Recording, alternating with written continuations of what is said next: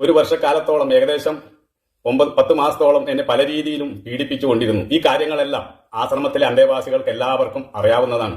300 കോടി രൂപ 1-2 ബാങ്കിലായിട്ട് fixed deposit ചെയ്ത് 9,000-ഓളം ഫിക്സഡ് ഡിപ്പോസിറ്റ് റെസീപ്റ്റും 6,000-ഓളം ബാങ്ക് ചെക്കും ഒപ്പിട്ട് ആശ്രമത്തിന്റെ അലമാരയിൽ വെച്ചിട്ടുണ്ട്. സ്വാമിമാര് ഏറ്റവും അടുത്തുള്ള ശിഷ്യന്മാരുമായിട്ട് ലൈംഗിക ബന്ധത്തിൽ ഏർപ്പെടുന്നത് കണ്ടു എന്ന് പറയുന്നു. കണ്ടു.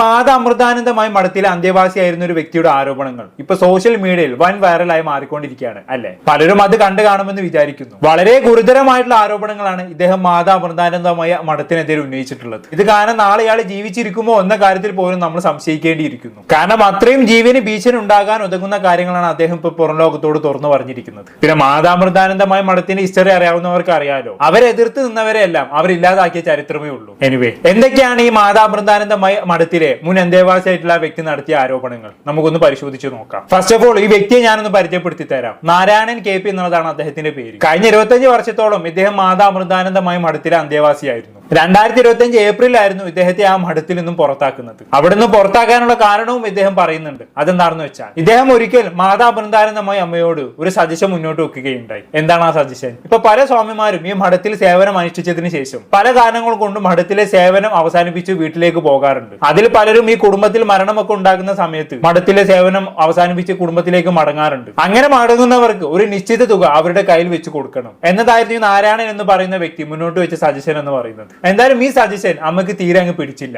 അങ്ങനെ ഇവിടെ മഠത്തിൽ ഞങ്ങൾ ആരും പിടിച്ചു വെച്ചിട്ടൊന്നുമില്ല. ഇവിടെ സൗകര്യം പോലെ വേണ്ടവർക്ക് വരാം, പോകേണ്ടവർക്ക് പോകാം. അവർക്ക് പൈസ ഒന്നും കയ്യിൽ വെച്ച് കൊടുക്കാൻ ഞങ്ങളെ കൊണ്ട് പറ്റില്ല എന്നുള്ള രീതിയിൽ അമ്മ മറുപടി പറഞ്ഞു പോലും. അവിടെ നിന്നാണ് പ്രശ്നങ്ങളുടെ എല്ലാം തുടക്കം എന്ന് പറയുന്നത്. ഇത് ഞാൻ പറഞ്ഞല്ലേ കേട്ടോ. ഈ നാരായണൻ KP എന്ന് പറയുന്ന വ്യക്തി തന്നെ സ്വന്തം യൂട്യൂബ് ചാനലിലൂടെ വെളിപ്പെടുത്തിയ കാര്യങ്ങളാണ്. എന്തായാലും അദ്ദേഹം പറഞ്ഞ കാര്യം നിങ്ങളൊന്ന് കേട്ടു.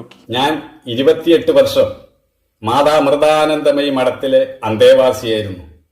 2025 ഏപ്രിൽ 1 എന്റേതല്ലാത്ത കാരണത്താൽ എനിക്ക് ആശ്രമം വിട്ട് പുറത്തു വരേണ്ടി വന്നു.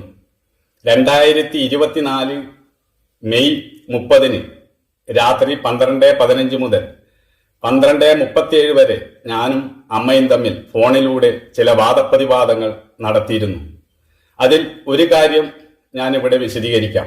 അതായത് ആശ്രമത്തിലെ ബ്രഹ്മചാരിണികളുടെ മാതാപിതാക്കൾ മരിച്ചിട്ട് അവരുടെ അന്ത്യകർമ്മത്തിന് പോകുമ്പോൾ ഒരു 10,000 രൂപയെങ്കിലും കൊടുക്കണം എന്നായിരുന്നു ഞാൻ അമ്മയോട് പറഞ്ഞത്.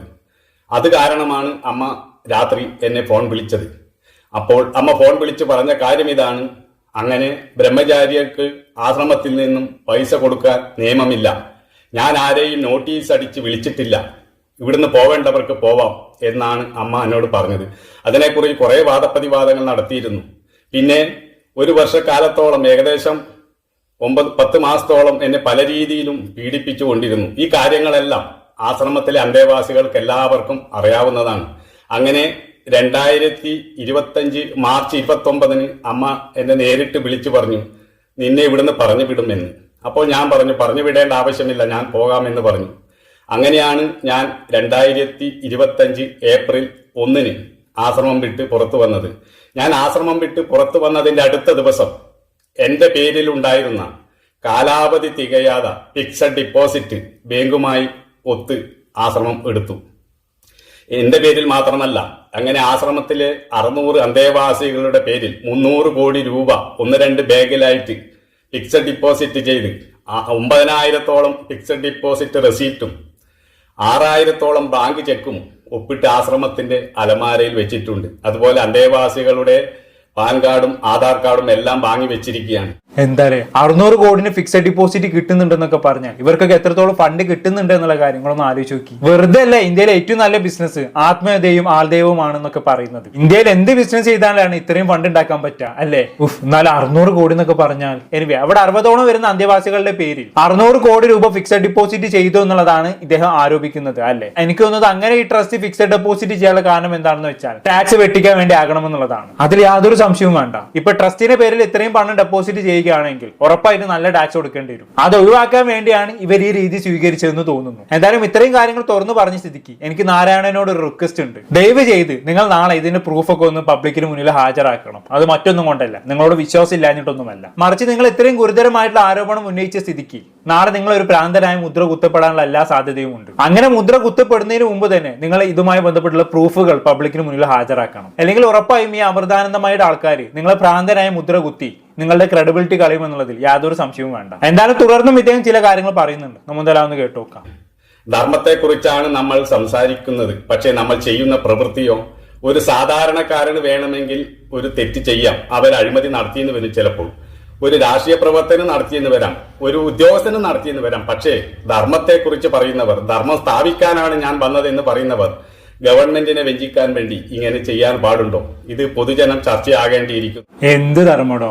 എന്റെ എല്ലാവർക്കും പണമാണ് പ്രധാനം. ഇവിടെ മനുഷ്യന്മാര് ജീവിക്കുന്ന തന്നെ പണം ഉണ്ടാക്കാൻ വേണ്ടിയിട്ടാണ്, വളരെ ചുരുക്കം ആളുകൾ ഒഴികെ. പിന്നെ ഇവിടെ മാതാമൃതാനന്ദമായി ട്രസ്റ്റിനെ സംബന്ധിച്ചിടത്തോളം ഇവരിന്ന് ഒരുപാട് ബിസിനസ് സ്ഥാപനങ്ങൾ തുടങ്ങി കഴിഞ്ഞു അല്ലെ. മാതാമൃതാനന്ദമായി ഹോസ്പിറ്റൽ, മാതാമൃതാനന്ദമായി കോളേജ്, ഇതെല്ലാം വളരെ നല്ല കാര്യമാണ്. പക്ഷെ ഇവരുടെ സ്ഥാപനത്തിൽ ചികിത്സക്ക് പോകുന്ന ആളുകളെ സംബന്ധിച്ചിടത്തോളം, അവിടെ പഠിക്കാൻ പോകുന്ന ആളുകളെ സംബന്ധിച്ചിടത്തോളം അവിടെ അവർ ഈടാക്കുന്ന ഫീസ് എന്ന് പറയുന്നത് വളരെ ഹ്യൂജ് ആയിട്ടുള്ള ഫീസാണ് അല്ലെ. അതിൽ നിന്നെല്ലാം മനസ്സിലാക്കിക്കൂടെ ഇവരുടെ പ്രധാന ലക്ഷ്യം പണം ഉണ്ടാക്കലാണെന്നുള്ളത്. ഇവിടെ ധർമ്മം സ്ഥാപിക്കലായിരുന്നു ഇവരുടെ ലക്ഷ്യമെങ്കിൽ ഇവരെവിടെ എന്താക്കണമായിരുന്നു? കുറഞ്ഞ ചെലവിൽ ചികിത്സ ലഭ്യമാക്കണമായിരുന്നു, കുറഞ്ഞ ചെലവിൽ കുട്ടികളെ പഠിപ്പിക്കാനുള്ള സൗകര്യം ഒരുക്കി കൊടുക്കണമായിരുന്നു. അതല്ലേ ധർമ്മത്തിന്റെ ആളുകൾ ചെയ്യേണ്ടത്. പക്ഷെ നടക്കുന്നതോ നേരെ ഓപ്പോസിറ്റ് ആണ്. അപ്പൊ പിന്നെ ഇവരെ സംബന്ധിച്ചിടത്തോളം പ്രത്യേകിച്ച് ഇവർ ധർമ്മത്തിൽ വലിയ പ്രാധാന്യമൊന്നും നൽകുന്നില്ല. എല്ലാം ഒരു പുകമറ മാത്രം. പ്രധാന ലക്ഷ്യം പണം ഉണ്ടാക്കൽ തന്നെ. അത് വളരെ വിസിബിൾ ആയിട്ടുള്ള ഒരു കാര്യം തന്നെയാണ്. എന്തായാലും ബാക്കിയുടെ കണ്ടുനോക്കാം. കാരണം നമ്മൾ 1 കോടിയുടെ മറ്റോ സേവനം ചെയ്യുമ്പോൾ 100 കോടിയാണ് ഗവൺമെന്റിനെ വഞ്ചിക്കുന്നത്. ഇന്ത്യൻ ഭരണഘടന എഴുതിയത് ഡോക്ടർ അംബേദ്കർ ആണ്. അയാൾ സാധാരണ ഒരു വ്യക്തിയാണ്. പക്ഷെ എത്രമാത്രം എല്ലാ പൗരനും തുല്യ നീതി ഉറപ്പാക്കുന്ന ഒരു ഭരണഘടനയാണ് എഴുതിയത്. എന്നാൽ ആ ഭരണഘടനയെ വഞ്ചിക്കാൻ ഒരു മഹാത്മാവ് തയ്യാറായാൽ ആരാണ് ഈ ലോകത്തിന് ഒരു മാതൃക? ആരോടാണ് ജനങ്ങൾ പറയുക? പണം ആധിപത്യം ജനാധിപത്യത്തെ കീഴ്പ്പെടുത്തിക്കൊണ്ടിരിക്കുകയാണ്. പണത്തിന്റെ അധികാരം രാഷ്ട്രീയ അധികാരത്തെയും കാൽച്ചുവട്ടിൽ വരുത്തുന്നു. അതെ, അതത്രേ ഉള്ളൂ. പക്ഷെ ഇവിടെ പണാധികാരത്തിനേക്കാളും മുകളിലാണ് ആത്മീയാധികാരം. അത് മാതാമൃതാനന്ദമായി സംബന്ധിച്ചിടത്തോളം നല്ലോണം ഉണ്ട് എന്നുള്ളതാണ്. അത് അവരുടെ കാര്യത്തിൽ മാത്രമല്ല, ഒട്ടുമിക്ക ആത്മീയ ഗുരുക്കളുടെ കാര്യത്തിലും അങ്ങനെയൊക്കെ തന്നെയാണ്. ഇന്ത്യയാണോ ആത്മീയ ഗുരുക്കൾക്ക് ഒരു പ്രത്യേക സ്ഥാനമാണ്. അവരിവിടുത്തെ ജനങ്ങളും അധികാരികളും തലയിൽ കയറ്റി വെക്കും. ഒരു പണക്കാരനേക്കാളും അവർക്ക് വേണ്ട കാര്യങ്ങളെല്ലാം ഇവിടുത്തെ ജനങ്ങളും അധികാരികളും ചെയ്തു കൊടുക്കും. അതാണ് ഇന്ത്യ എന്ന് പറയുന്നത്. അതുകൊണ്ടാണല്ലോ ഇന്ത്യയിലെ ഏറ്റവും നല്ല ബിസിനസ് എന്ന് പറയുന്നത് ആത്മീയ ബിസിനസ് ആണ്, അഥവാ ആൾദൈവ ബിസിനസ് ആണെന്ന് പറയുന്നത്. എന്തായാലും ബാക്കി കണ്ടോക്കാം. ഞാൻ എന്റെ ഈ പണം ഫിക്സഡ് ഡിപ്പോസിറ്റ് എടുത്തതിനെതിരെ മുഖ്യമന്ത്രിക്ക് പരാതി കൊടുത്തിരുന്നു, SP-ക്ക് കൊടുത്തിരുന്നു, മനുഷ്യാവകാശ കമ്മീഷനും കൊടുത്തിരുന്നു. എന്റെ മൊഴി കരുനാഗപ്പള്ളി പോലീസ് സ്റ്റേഷനിൽ രേഖപ്പെടുത്തിയുമിരുന്നു. പക്ഷേ FIR ഒന്നും ഇട്ടിട്ടില്ല. കാരണം സമ്പന്നർക്കെതിരെ എന്തെങ്കിലും പരാതി കൊടുത്താൽ ഇന്നത്തെ കാലത്ത് സാധാരണക്കാരന് നീതി കിട്ടുമോ? അതൊന്നും എനിക്ക് വിഷയമല്ല. പക്ഷേ ഇത് പൊതുസമൂഹത്തിൽ ചർച്ചയാകേണ്ട കാര്യമാണ്. ഇതിന്റെ ഉള്ളറകൾ ഒരുപാട് കാര്യങ്ങൾ എനിക്കറിയാം. അതെല്ലാം ലോകം ചർച്ച ചെയ്യേണ്ടി വരും. സത്യം എന്നായാലും പുറത്തു വരും എന്നാണ് ഞാൻ വിശ്വസിക്കുന്നത്. സത്യമേവ ജയതേ എന്നാണ് ഋഷി പറഞ്ഞിട്ടുള്ളത്. സത്യം ജയിച്ചേ പറ്റുള്ളൂ, സത്യമേ ജയിക്കത്തുള്ളൂ. അതുകൊണ്ട് ഈ കാര്യം ഇത് ലോകത്തോട് പറയണം എന്ന് ഞാൻ ആഗ്രഹിച്ചുകൊണ്ടാണ് ഈ വീഡിയോ ചെയ്യാൻ കാരണം. ഇതിനെക്കുറിച്ച് നിങ്ങൾ എന്ത് കമന്റ് എഴുതിയാലും ഞാൻ അതിന് കൃത്യമായ മറുപടി തരുന്നതായിരിക്കും. ഓക്കെ, അപ്പൊ ഇത്രയുമാണ് ഇദ്ദേഹം പറഞ്ഞു വെച്ച കാര്യങ്ങൾ. മെയിനായിട്ട് ആ സ്ഥാപനത്തിൽ നടക്കുന്ന സാമ്പത്തിക തിരിമറികളെ കുറിച്ചാണ് ഇദ്ദേഹം സംസാരിച്ചു വെക്കുന്നത് അല്ലെ. ഇവിടുത്തെ ഗവൺമെന്റിനെ പറ്റിച്ചും വഞ്ചിച്ചും അവരുണ്ടാക്കുന്ന പണം, ആത്മീയതയുടെ പേരും പറഞ്ഞ് അവർ വാരിക്കൂട്ടുന്ന പണം, ഇതിനെ കുറിച്ചെല്ലാമാണ് ഇദ്ദേഹം ഇവിടെ സംസാരിച്ചു വെച്ചിട്ടുള്ളത്. എന്റെ അഭിപ്രായത്തിൽ ഇത്രയും പറഞ്ഞ സ്ഥിതിക്ക് ഇതുമായി ബന്ധപ്പെട്ട ഒരു അന്വേഷണം ഉണ്ടാകണമെന്നുള്ളതാണ്. അതുണ്ടാവാൻ പോകുന്നില്ല, അത് വേറെ കാര്യം. കാരണം അത്രയും പണവും അധികാരവും ഒക്കെ ഈ അമൃതാനന്ദമയിന്റെ ആൾക്കാർക്ക് ഉണ്ടല്ലോ. സോ അവർക്കെതിരെ ഒരു അന്വേഷണം ഉണ്ടാവുക എന്നുള്ളത് ഇമ്പോസിബിൾ ആയിട്ടുള്ള കാര്യമാണ്. പിന്നെ അത് ആദ്യമായിട്ടല്ല മാതാമൃതാനന്ദമയുടെ സ്ഥാപനത്തിനെതിരെ ഒരു ആരോപണം ഉണ്ടാകുന്നത്. ഇതിനു മുമ്പും ആരോപണങ്ങൾ ഉണ്ടായിട്ടുണ്ട്. ഇതിനേക്കാളും ഗുരുതരമായിട്ടുള്ള ആരോപണങ്ങൾ ഉണ്ടായിട്ടുണ്ട്. അന്നൊന്നും ഇവരുടെ രോമത്തിൽ തൊടാൻ പോലും ആർക്കും സാധിച്ചിട്ടുണ്ടായിരുന്നില്ല. നിങ്ങൾ ഓർക്കുന്നുണ്ടോ? ഒരു 10-12 വർഷങ്ങൾക്ക് മുമ്പേ ഒരു ഗെയിൽ എന്ന് പറയുന്ന ഒരു വിദേശ വനിത മാതാമൃതാനന്ദമയുടെ സ്ഥാപനത്തിനെതിരെ വലിയൊരു ആരോപണവുമായി രംഗത്ത് വന്നിട്ടുണ്ടായിരുന്നു. അന്ന് ആ സ്ത്രീ ഉന്നയിച്ച ആരോപണം എന്ന് പറയുന്നത് ഇതേപോലുള്ള സാമ്പത്തിക തട്ടിപ്പൊന്നുമല്ല, താൻ ആ സ്ഥാപനത്തിൽ വെച്ച് റേപ്പ് ചെയ്യപ്പെട്ടു എന്ന് പറഞ്ഞുകൊണ്ടാണ് ആ യുവതി രംഗത്ത് വന്നത്. മാത്രവുമല്ല മാതാമൃതാനന്ദമായി താങ്കളുടെ ശിഷ്യന്മാരുമായി സെക്സിൽ ഏർപ്പെടുന്നത് പോലും താൻ കണ്ടു എന്ന് അന്ന് അവർ ഉന്നയിക്കുകയുണ്ടായി. അന്ന് അത് അത്യാവശ്യം വാർത്തകളൊക്കെ ചർച്ച ചെയ്യപ്പെട്ടിട്ടുണ്ടായിരുന്നു. ഞാൻ വേണമെങ്കിൽ അത് കാണാത്തവർക്ക് വേണ്ടി അതിന്റെ ക്ലിപ്പ് ഒന്ന് കാണിച്ചു തരാം. ബാലു സ്വാമി അമൃത സ്വരൂപനന്ദ.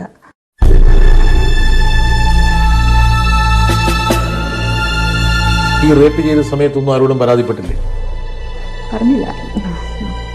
ഇപ്പോൾ പോലും, അതായത് റേപ്പ് എന്ന് പറയുന്നത് ഒരുപക്ഷെ ഇന്ത്യൻ സമൂഹത്തിൽ, എവിടെയും, ലോകത്ത് എവിടെയും വലിയൊരു ഹീനിയസ് ക്രൈമാണ്.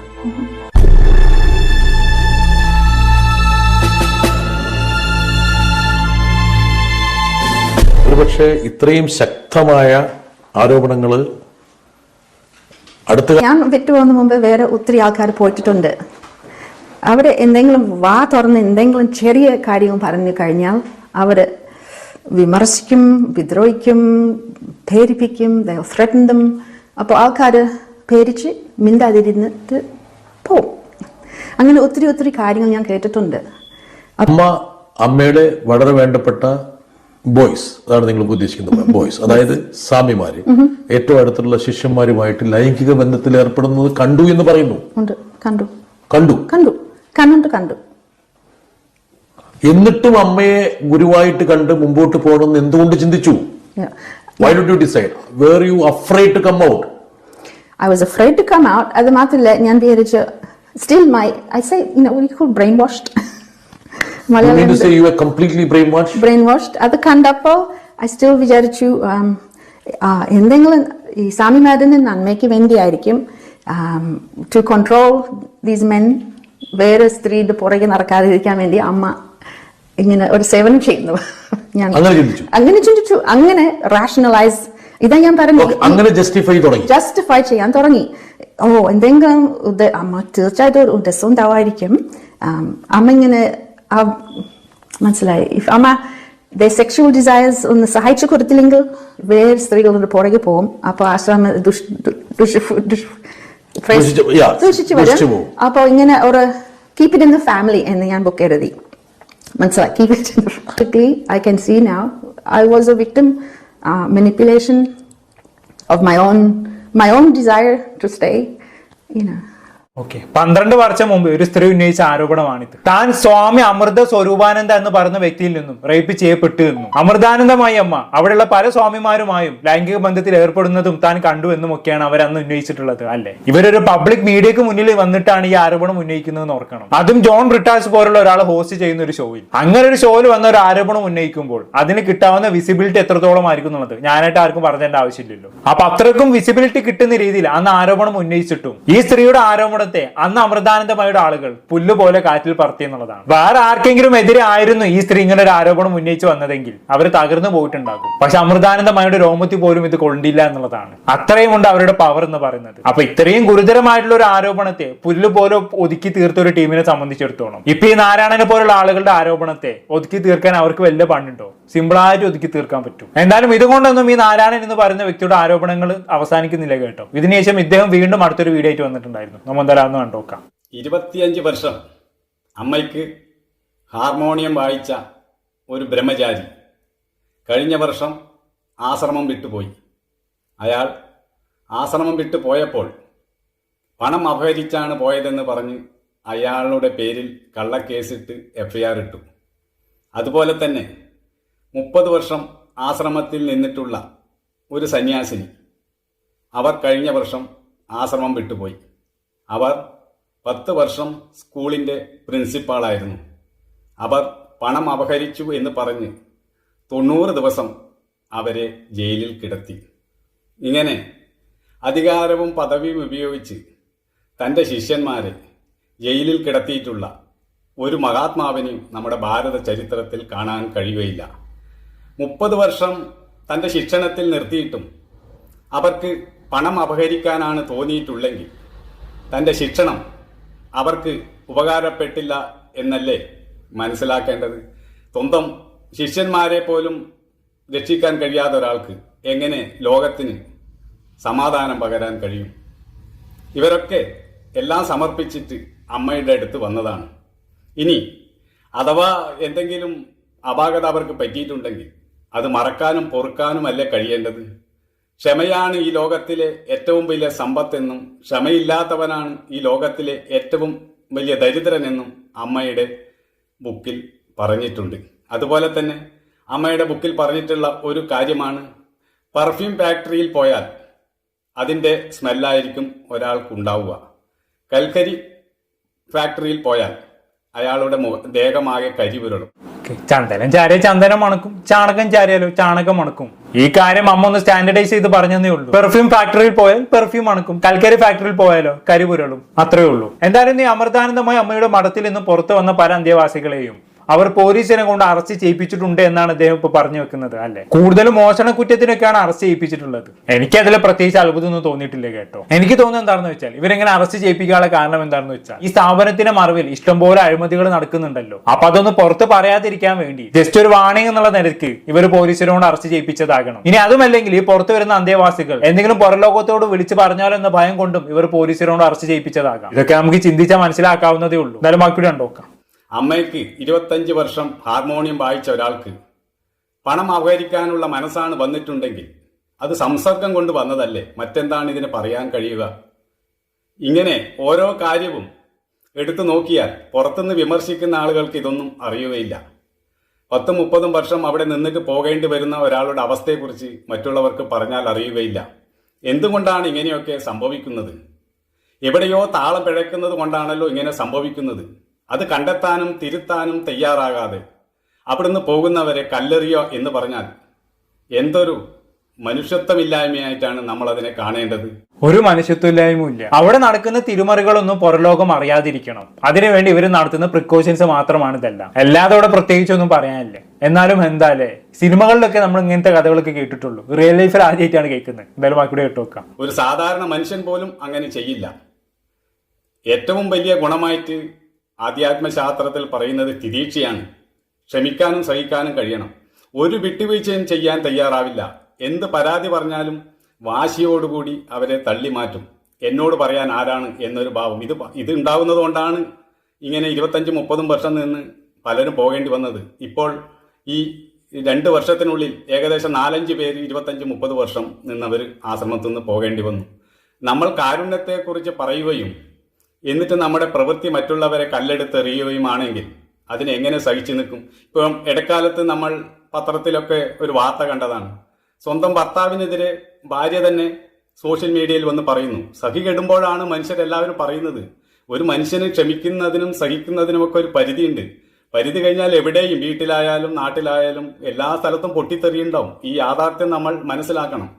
കേരളത്തിൽ കുറച്ച് വർഷം മുമ്പ് എല്ലാ ഹോസ്പിറ്റലുകളിലും നേഴ്സിംഗ് സമരമുണ്ടായിരുന്നു.